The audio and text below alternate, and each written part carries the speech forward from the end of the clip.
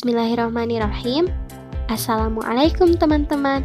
Kami dari kelompok 2, kelas 2B PGSD, yang anggotanya terdiri dari Desca Saurina dengan NIM 2003791, Karinda Natali Theophilus dengan NIM 2008185, Mita Khairunisa Rahman dengan NIM 2000609, Widya Ningrum Fitriani dengan NIM 2009784, dan Zidan Ahmad Farhan dengan NIM 2008750. Kami akan mempresentasikan materi mengenai Pancasila sebagai sistem filsafat. Kutu buku makan capcay. Untuk mempersingkat waktu, yuk kita mulai. Saya Desca Saurina dengan NIM 2003791 akan memaparkan materi mengenai pengertian Pancasila sebagai sistem filsafat. Pancasila sebagai sistem filsafat adalah kesatuan dari berbagai unsur yang memiliki fungsi tersendiri, tujuan yang sama, saling keterikatan dan ketergantungan. Pancasila dalam filsafat digunakan sebagai objek dan subjek. Objek untuk dicari landasan filosofinya, dan subjek untuk mengkritisi aliran filsafat yang berkembang. Maka dari itu, Pancasila harus menjadi orientasi pelaksanaan sistem politik dan pembangunan nasional. Selanjutnya, saya akan memaparkan urgensi Pancasila sebagai sistem filsafat. Urgensi Pancasila sebagai sistem filsafat artinya refleksi filosofis mengenai Pancasila sebagai dasar negara. Sastra Prateja menjelaskan makna filsafat Pancasila sebagai berikut. Yang pertama, agar dapat diberikan pertanggungjawaban rasional dan mendasar mengenai sila-sila dalam Pancasila sebagai prinsip-prinsip politik. Kedua, agar dapat dijabarkan lebih lanjut sehingga menjadi operasional dalam bidang-bidang yang menyangkut hidup bernegara. Ketiga, agar dapat membuka dialog dengan berbagai perspektif baru dalam kehidupan berbangsa dan bernegara. Yang keempat, agar dapat menjadi kerangka evaluasi terhadap segala kegiatan yang bersangkutan dengan kehidupan bernegara, berbangsa, dan bermasyarakat, serta memberikan perspektif pemecahan terhadap permasalahan nasional. Bismillahirrahmanirrahim. Assalamualaikum warahmatullahi wabarakatuh. Saya Karinda Natali Theophilus dengan NIM 2008185 akan memaparkan materi selanjutnya, yaitu mengenai pengertian filsafat Pancasila. Pengertian filsafat Pancasila adalah penggunaan nilai-nilai Pancasila sebagai dasar dan pandangan hidup bernegara. Dalam prinsipnya, Pancasila sebagai filsafat merupakan perluasan manfaat dari yang bermula sebagai dasar dan ideologi, merambah hingga produk filsafat atau falsafah. Pancasila sebagai produk filsafat berarti digunakan sebagai pandangan hidup dalam kegiatan praktis. Ini berarti filsafat Pancasila mempunyai fungsi dan peranan sebagai pedoman dan pegangan dalam sikap, tingkah laku, dan perbuatan dalam kehidupan sehari-hari, baik dalam bermasyarakat, berbangsa, dan bernegara bagi bangsa Indonesia. Pancasila sebagai filsafat juga berarti bahwa Pancasila mengandung pandangan, nilai, dan pemikiran yang dapat menjadi substansi dan isi pembentukan ideologi Pancasila. Filsafat Pancasila mengandung arti bahwa hakikat dari sila-sila Pancasila merupakan suatu kristalisasi nilai-nilai yang bersumber dari nilai-nilai dasar yang hidup, tumbuh, dan berkembang dalam kehidupan masyarakat Indonesia. Nilai-nilai yang tumbuh tersebut secara filsafat merupakan validitas kebenaran yang secara faktual ada dan berkembang dalam kehidupan masyarakat, seperti nilai ketuhanan, kemanusiaan, persatuan, kerakyatan, dan keadilan adalah nilai-nilai yang sudah melekat dalam kehidupan masyarakat Indonesia. Dari realitas ini, para pendiri bangsa merenungkan secara sistematis dan mendalam melalui sidang-sidang BPUPKI sehingga melahirkan filsafat Pancasila. Dalam perkembangan selanjutnya, Filsafat Pancasila itu menjadi suatu ajaran, yaitu ajaran Pancasila yang tersusun secara harmonis dalam suatu sistem filsafat. Adapun pengertian filsafat Pancasila menurut para ahli, yaitu yang pertama, menurut Hegel atau Friedrich Hegel, filsafat Pancasila ialah hasil dari sintesis pikiran yang lahir dari perpaduan antara tesis dan antitesis pikiran. Dari perkembangan melalui sintesis pikiran itu, maka lahirlah perpaduan pendapat yang harmonis yang tersusun dalam sila-sila Pancasila. Yang kedua, menurut Sudirman Kartohadiprodjo, menegaskan bahwa Pancasila sebagai filsafat adalah isi jiwa bangsa Indonesia. Selanjutnya, menurut Ruslan Abdul Ghani, mengemukakan bahwa Pancasila adalah filsafat negara yang lahir sebagai kolektif ideologis dari seluruh bangsa Indonesia. Filsafat Pancasila merupakan hasil renungan jiwa yang lahir dan tumbuh dalam kehidupan bangsa Indonesia. Filsafat Pancasila juga merupakan hasil pengkajian yang mendalam dari para the founding father bangsa Indonesia. Sedangkan menurut Noto Nagoro, filsafat Pancasila memberi pengetahuan dan pengertian ilmiah, yaitu tentang hakikat dari Pancasila. Selanjutnya, terdapat karakteristik filsafat Pancasila. Sebagai filsafat, Pancasila memiliki karakteristik tersendiri yang berbeda dengan filsafat lainnya, yaitu antara lain, yang pertama, sila-sila Pancasila merupakan satu kesatuan sistem yang bulat dan utuh, sebagai suatu totalitas. Dengan pengertian lain, apabila tidak bulat dan utuh, atau satu sila dengan sila lainnya terpisah-pisah, maka itu bukan Pancasila. Susunan Pancasila dengan bulat dan utuh itu dapat digambarkan sebagai berikut. Yang pertama, sila ke-1 meliputi, mendasari, dan menjiwai sila 2, 3, 4, dan 5. Sila 2 diliputi, didasari, dijiwai oleh sila 1, dan mendasari dan menjiwai sila 3, 4, dan 5. Sila 3 diliputi, didasari, dijiwai oleh sila 1 dan 2, serta mendasari dan menjiwai sila 4 dan 5.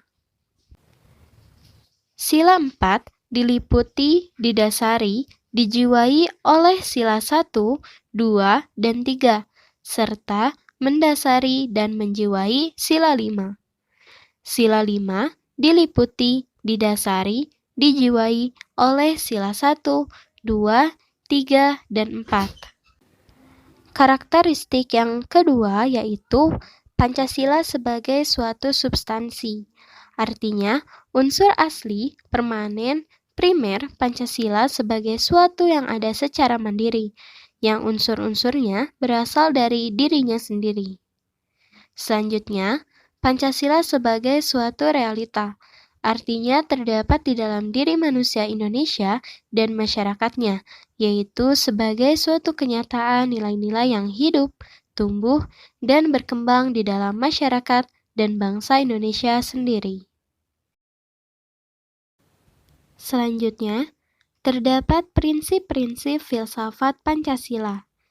Filsafat Pancasila ditinjau dari teori kausa Aristoteles dapat dijelaskan sebagai berikut. Yang pertama, kausa materialis. Maksudnya, sebab yang berhubungan dengan aspek material, yaitu bahan atau sumber dari sila Pancasila, ialah bahwa Pancasila digali dari nilai-nilai yang bersumber dari masyarakat dan bangsa Indonesia sendiri. Yang kedua, kausa formalis. Maksudnya, sebab yang berhubungan dengan bentuknya, Pancasila yang terdapat dalam pembukaan Undang-Undang Dasar 1945 memenuhi syarat formal atau kebenaran formal. Yang ketiga, kausa efisiensi. Maksudnya, sebab yang berhubungan dengan kegiatan BPUPKI dan PPKI dalam menyusun dan merumuskan Pancasila menjadi dasar negara Indonesia merdeka, telah dilakukan secara efisien melalui sidang-sidang BPUPKI. Dan yang terakhir, causa finalis. Maksudnya, sebab yang berhubungan dengan tujuannya, yaitu tujuan diusulkannya Pancasila sebagai dasar negara Indonesia merdeka, adalah merupakan sesuatu yang sudah final. Materi selanjutnya yaitu Pancasila sebagai sistem filsafat. Mengapa Pancasila dikatakan sebagai sistem filsafat? Terdapat beberapa alasan yang dapat ditunjukkan untuk menjawab pertanyaan tersebut. Yang pertama, dalam sidang BPUPKI, tanggal 1 Juni tahun 1945, Soekarno memberi judul pidatonya dengan nama Filosofis Groenlandsk daripada Indonesia Merdeka. Adapun isi pidatonya adalah sebagai berikut. Paduka Tuan Ketua yang mulia, saya mengerti apa yang Ketua kehendaki. Paduka Tuan Ketua minta dasar, minta filosofis Groenlandsk. Atau jika kita boleh memakai perkataan yang muluk-muluk, Paduka Tuan Ketua yang mulia minta suatu welstanschauung. Di atas mana kita mendirikan negara Indonesia itu. Soekarno, tahun 1985, halaman 7. Nur Bakri menjelaskan bahwa Pancasila sebagai sistem filsafat merupakan hasil perenungan yang mendalam dari para tokoh kenegaraan Indonesia. Hasil perenungan itu semula dimaksudkan untuk merumuskan dasar negara yang akan merdeka. Selain itu, hasil perenungan tersebut merupakan suatu sistem filsafat karena telah memenuhi ciri-ciri berpikir kefilsafatan. Adapun beberapa ciri-ciri berpikir kefilsafatan yaitu meliputi: yang pertama, sistem filsafat harus bersifat koheren. Artinya, berhubungan satu sama lain secara runtut, tidak mengandung pernyataan yang saling bertentangan di dalamnya. Pancasila sebagai sistem filsafat, bagian-bagiannya tidak saling bertentangan, meskipun berbeda, bahkan saling melengkapi, dan tiap bagian mempunyai fungsi dan kedudukan tersendiri.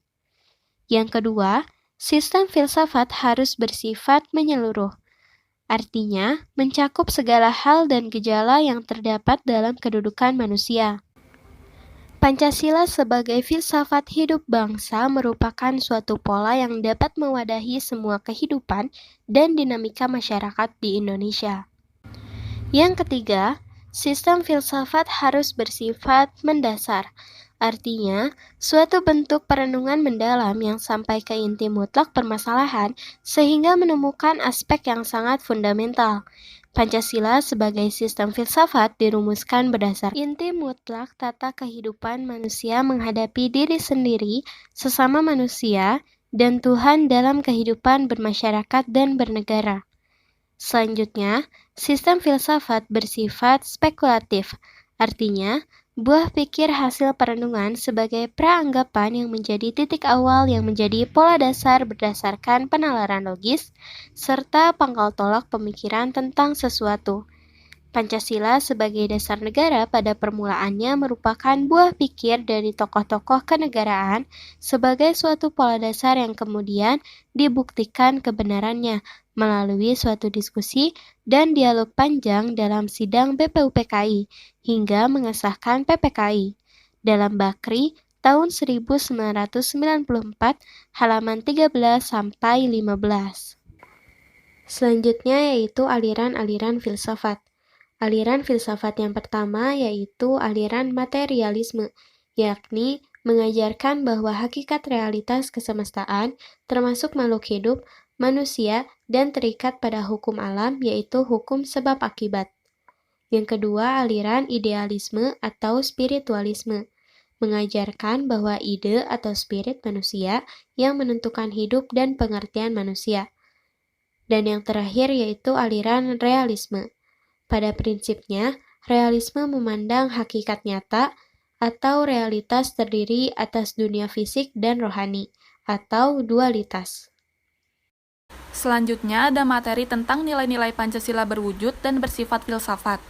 Terdapat hakikat dan pokok-pokok yang terkandung di dalamnya, yaitu yang pertama ada Pancasila sebagai pandangan hidup bangsa. Berarti, nilai-nilai yang terkandung dijadikan dasar dan pedoman dalam mengatur sikap dan tingkah laku manusia Indonesia dalam hubungannya dengan Tuhan, masyarakat, dan alam semesta. Yang kedua, ada Pancasila sebagai dasar negara. Berarti bahwa nilai-nilai yang terkandung dalam Pancasila dijadikan dasar dan pedoman dalam mengatur tata kehidupan bernegara, seperti yang diatur oleh UUD 1945. Yang ketiga, filsafat Pancasila yang abstrak tercermin dalam pembukaan UUD 1945 yang merupakan uraian terperinci dari Proklamasi 17 Agustus 1945 yang dijiwai Pancasila. Yang keempat, Pancasila yang dirumuskan dalam pembukaan UUD 1945 merupakan suatu kesatuan yang utuh. Yang kelima, jiwa Pancasila yang abstrak setelah tercetus menjadi Proklamasi Kemerdekaan 17 Agustus 1945 tercermin dalam pokok-pokok yang terkandung dalam pembukaan UUD 1945. Yang keenam, pasal-pasal dalam batang tubuh UUD 1945 menjelmakan pokok-pokok pikiran yang terkandung dalam pembukaan UUD 1945 sebagai perwujudan dari jiwa Pancasila. Yang ketujuh, kesatuan tafsir sila-sila Pancasila harus bersumber dan berdasarkan pembukaan dan batang tubuh UUD 1945.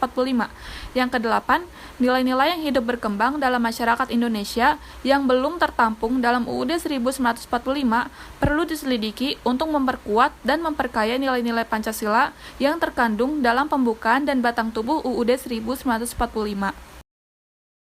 Selanjutnya, Pancasila sebagai filsafat. Filsafat sebagai metode, yaitu menunjukkan cara berpikir dan cara melakukan analisis yang dapat dipertanggungjawabkan kebenarannya untuk dapat menjabarkan ideologi Pancasila. Filsafat sebagai pandangan hidup, yaitu suatu filsafat yang mengandung pandangan, nilai, dan pemikiran yang dapat menjadi substansi dan isi pembentukan ideologi Pancasila. Selanjutnya, ada bidang kajian dalam filsafat. Yang pertama ada ontologi. Ontologi adalah bidang yang menyelidiki makna yang ada atau eksistensi dan keberadaan, sumber ada, jenis ada, dan hakikat ada, termasuk adanya alam, manusia, alam metafisika, dan alam kesemestaan atau kosmologi. Secara ontologis, kajian Pancasila sebagai filsafat dimaksudkan sebagai upaya untuk mengetahui hakikat dasar dari sila-sila Pancasila. Menurut Notonegoro, hakikat dasar Pancasila adalah manusia, karena manusia merupakan subjek hukum pokok dari sila-sila Pancasila. Notonegoro mengemukakan bahwa manusia sebagai pendukung pokok sila-sila Pancasila secara ontologi memiliki hal-hal yang mutlak, yang terdiri atas susunan kodrat, raga dan jiwa, jasmani dan rohani, juga sebagai makhluk individu dan sosial, serta kedudukan kodrat manusia sebagai makhluk pribadi dan sebagai makhluk Tuhan Yang Maha Esa. Assalamualaikum warahmatullahi wabarakatuh. Perkenalkan, nama saya Widya Ningrum Fitriani dengan NIM 2009784. Di sini saya akan menjelaskan tentang epistemologi. Menurut Luns, epistemologi adalah bidang atau cabang filsafat yang menyelidiki asal, syarat, susunan, metode, dan validitas ilmu pengetahuan. Kajian filsafat dimaksudkan sebagai upaya untuk mencari hakikat Pancasila sebagai suatu sistem epistemologi. Sebagai suatu objek kajian pengetahuan, hakikatnya meliputi masalah sumber-sumber pengetahuan tentang nilai-nilai Pancasila dan susunannya. Merujuk pada pemikiran filsafat Aristoteles bahwa nilai-nilai Pancasila yang bersumber dari nilai-nilai yang tumbuh dalam masyarakat tersebut sebagai kausan materialis Pancasila. Selanjutnya, kebenaran dan pengetahuan manusia merupakan suatu sistem yang harmonis antara potensi-potensi kejiwaan manusia, yaitu akal, rasa, dan kehendak manusia untuk mendapatkan kebenaran yang tertinggi. Selanjutnya, ada 3 persoalan yang mendasar dalam epistemologi menurut Titus. Yang pertama, tentang sumber pengetahuan manusia, yang kedua tentang teori kebenaran pengetahuan manusia, yang ketiga tentang watak pengetahuan manusia. Sekian, terima kasih. Baik, selanjutnya saya Jidan Ahmad Farhan dengan NIM 2008750 akan menjelaskan aksiologi. Aksiologi adalah salah satu cabang studi ilmu filsafat yang mempertimbangkan hakikat nilai dan benda-benda apa saja yang memiliki nilai, Secara luas, para aksiolog mementingkan segala bentuk nilai, termasuk nilai estetika, nilai etika, dan nilai epistemik. Dalam arti sempit, para aksiolog prihatin dengan apa yang secara intrinsik berharga atau bernilai, apa yang diinginkan demi kepentingannya sendiri. Semua masalah aksiologis selalu terkait dengan asumsi ontologis dan epistemologis, sehubungan dengan teori komunikasi manusia. Setiap peneliti membuat keputusan dalam proses teoritis yang mencerminkan posisi aksiologisnya. Keputusan aksiologis memandu semua aspek penelitian, termasuk pemilihan topik dan pendekatan yang dilakukan seseorang terhadap metode penelitian sosial yang dilakukan. Selanjutnya, pengertian aksiolog menurut para ahli. Yang pertama, menurut Katsop 2004. Pengertian aksiologi adalah ilmu pengetahuan yang menyelidiki hakikat nilai yang umumnya ditinjau dari sudut pandang kefilsafatan. Yang kedua, menurut Wibisono dalam Surajio tahun 2009, makna aksiologi adalah nilai-nilai sebagai tolak ukur kebenaran, etika, serta moral sebagai dasar normatif penelitian dan juga penggalian dan juga penerapan ilmu. Dan yang ketiga, menurut Jujun S. Surya Sumantri, arti aksiologi adalah teori nilai yang berhubungan dengan kegunaan dari pengetahuan yang diperoleh. Selanjutnya, aspek aksiologi. Ada dua, etika. Etika sosial atau filsafat moral adalah cabang filsafat yang melibatkan sistematisasi, mempertahankan, dan merekomendasikan konsep perilaku benar dan salah. Bidang etika bersama dengan estetika menyangkut masalah nilai dan karenanya terdiri dari cabang filsafat yang disebut aksiologi. Yang kedua, estetika. Nilai estetika adalah cabang filsafat yang berhubungan dengan sifat, keindahan, dan rasa, serta filsafat seni. Wilayahnya filsafat sendiri yang keluar dari estetika. Ini menguji nilai-nilai subjektif dan sensor emosional atau kadang-kadang disebut penilaian sentimen dan rasa. Selanjutnya ada bagian-bagian aksiologi. Yang pertama, pada tahun 2018 menurut Venus, moral conduct, yaitu tindakan moral. Bidang yang satu ini melahirkan disiplin khusus yang kita kenal dengan istilah etika. Yang kedua, pada tahun 2020, Neptune, aesthetic expression, yaitu ekspresi keindahan. Bidang ini menimbulkan atau melahirkan suatu keindahan. Dan yang ketiga, Mercury, pada tahun 2019, socio-political life, yaitu kehidupan sosial politik yang akan melahirkan atau memunculkan filsafat sosiopolitik. Fungsi dan contoh aksiologi. Pertama, fungsi. Aksiologi merupakan bidang filsafat yang mengkaji masalah nilai terutama dalam etika dan estetika. Filsafat ini memberitahu kita tentang yang baik dan yang jahat. Aksiologi adalah ilmu tentang nilai. Penjelasan ini membahas nilai dari sudut pandang filosofis. Aksiologi terutama menentukan baik dan buruk bagi individu dan bangsa. Itu menetapkan standar baik dan buruk. Semua kehidupan sosial kita sebagian besar bertumpu pada cabang filsafat ini.